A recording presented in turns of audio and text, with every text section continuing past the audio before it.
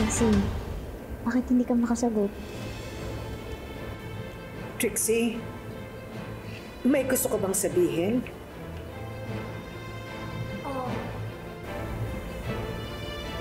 Nag-restroom po kasi ako noon, so I didn't really see anything.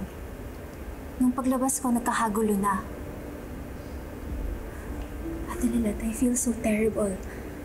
I wasn't there nung muntikan ka nang masaktan.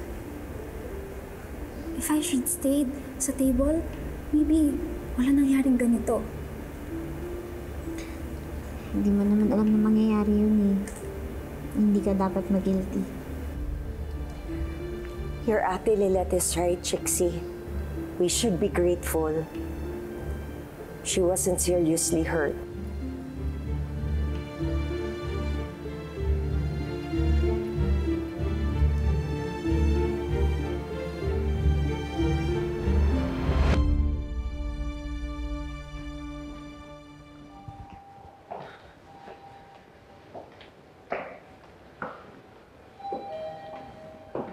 Babe, kanina ka pa tahimik. What's bothering you?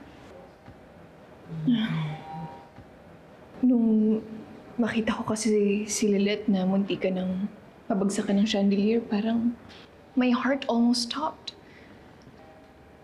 Babe, natural lang naman yun. Kahit ano pang nangyari, kapatid mo pa rin siya. Okay lang naman na civil kami, na hindi kami close, at hindi kami palaging nagkikita, pero I wouldn't wish anything terrible sa kanya. Sana talaga, babe, aksidente lang yun, no? What do you mean? Kasi, babe, mga abogado tayo. We deal with people's lives. We create powerful enemies. Tingnan mo yung nangyari kay Mati. All it takes is just one case, one wrong client, for someone to want revenge. But babe, let's not jump to conclusions. Kasi nangyayari naman talaga yung aksidente, Hera. Yung pagbagsak ng chandelier, pwedeng nagkaroon lang ng equipment malfunction. O di kaya aberya sa setup. Maybe. Pero babe, we both know that we create enemies sa courtroom. I just pray that nothing else comes out of this. You know? Na sana wala talagang may nagtangkang masama kay Lilet. We are treading dangerous waters as lawyers. And that's the reality that we can't ignore.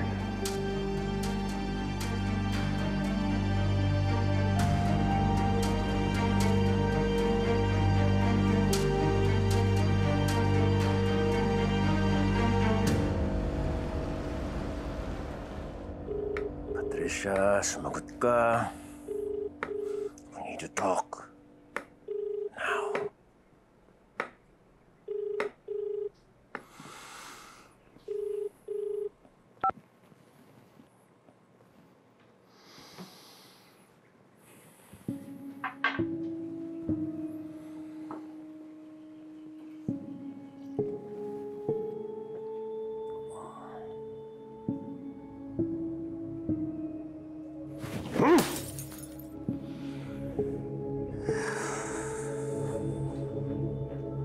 Renan, tama na.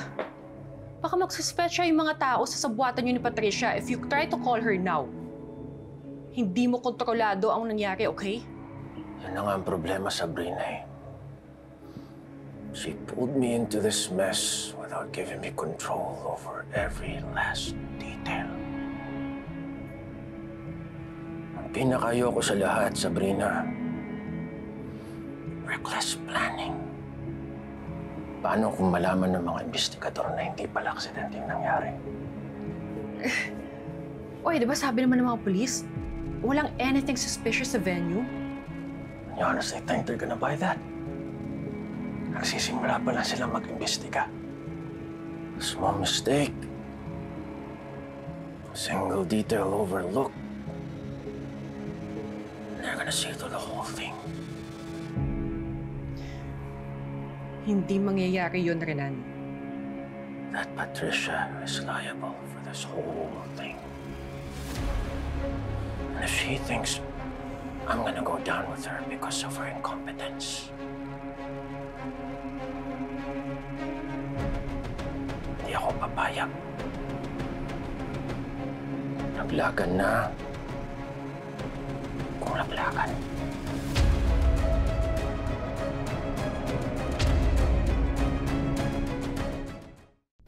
Anak, sigurado ka bang okay ka na? Pwede naman kita samahan sa ospital para lang masiguro na wala kang injury. Okay na po ako, Tay. Pinotektahan naman po ako ni Kurt eh. Basta ha, pag may baka maramdaman, tawagan mo ako agad ha. Opo. Yun na po akong problemahin pa.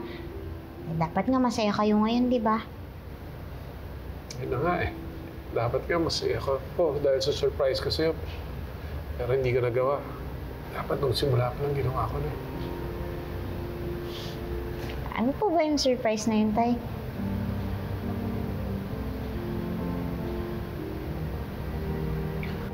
Tay, Gusto sanang pakilala kita sa lahat bilang anak ko. Proud ako sa'yo. di naman po importante yun eh. Diba nga sabi ko po sa inyo, wala kayong kailangan gawin para mapasaya ako. Masaya na po ako na ligtas kayo. Masaya na po ako na hindi kayong na-aksidente kanina sa stage. Sana ako. Wala naman pong nangyaring masama sa akin, di ba? Okay na po yun. Kasi hindi po ako mapapakali kung kayong na-aksidente kanina.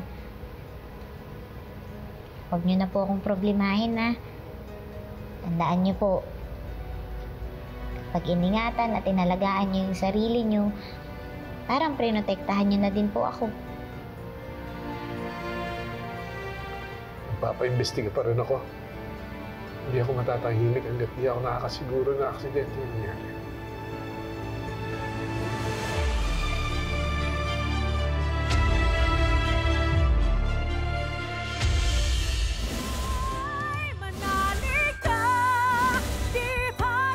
We need to stop this. Na hanggang dito na lang yung pagiging magkapatid natin. Ira, hindi ko maintindihan. I think it's best na dumistansya muna tayo sa isa't isa. You said you didn't see what happened. Kasi hindi ko naman talaga nakita eh. Hindi mo talaga makikita kung ano yung nangyari kay Ate Lilette because you were so busy talking to someone. Talking to... Attorney Alon. Magkasama kayo ni Attorney Alon nung nangyari yung accident na yun. Lilette, siya si Lydia Soriano. Nagkasakit daw yung anak niya dahil sa pinapasukan nitong eskwelahan. Magandang araw po, Attorney Matias. Magandang araw din po.